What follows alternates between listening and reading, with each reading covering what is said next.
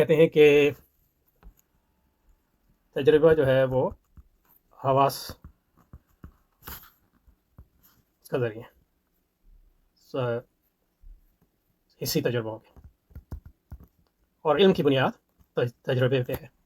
تو علم کی بنیاد جو ہے پھر آپ یہ کہیں گے کہ حصی تجربے سے. علم سے مراد آپ کی ہوگی حواس سے لی ہوئی اطلاعات، اور عقل کا استعمال جو ہے وہ حواس کی ترتیب کے لیے اور حواس سے جو ہے مختلف نتائج اخذ کرنے کے لیے.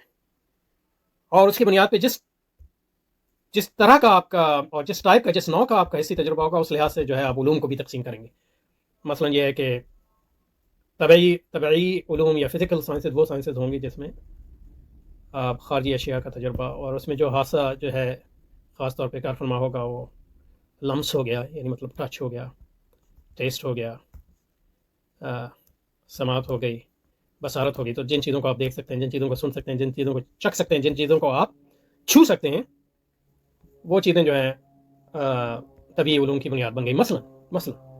اور جن چیزوں کو آپ جو ہے چھو نہیں سکتے تو وہ مثلا جو ہے نفسیاتی علوم کی بنیاد ہو گیا وغیرہ وغیرہ. اور پھر جو ہے جن چیزوں کو آپ چھو سکتے ہیں تو ان کی جو صفات ہیں اگر وہ مختلف ہیں تو مطلب یہ ہے کہ اگر سالڈ ہیں تو یا یہ ہے کہ وہ نامی ہیں تو آپ اس کا تذکرہ جو ہے بایولوجی میں کریں گے، باٹنی میں کریں گے وغیرہ وغیرہ. تو اس لحاظ سے آپ علوم کی تقسیم کر سکتے ہیں. لیکن یہ علم کی تقسیم جو ہے اس لحاظ سے محدود ہے کہ تجربے کا جو مفہوم ہے وہ جو ہے محدود ہے. اس کا مطلب یہ ہے کہ اگر تجربہ جو ہے مختلف عوالم یا مختلف کائنات کے جو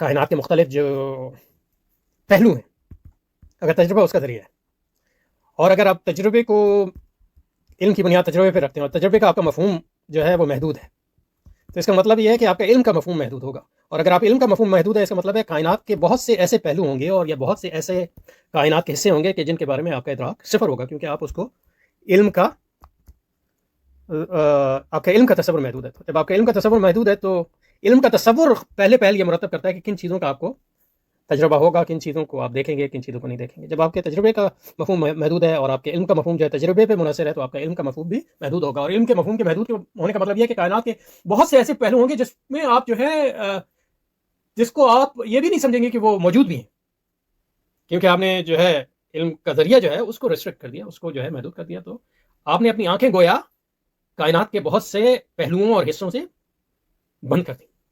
اور یہی ہوتا ہے جب مطلب آپ کے تجربے کا یہ، اور اس کی وجہ یہ ہے کہ اس کی ایک وجہ تجربے کا مفہوم محدود، یہ پہلی وجہ، ٹھیک ہے.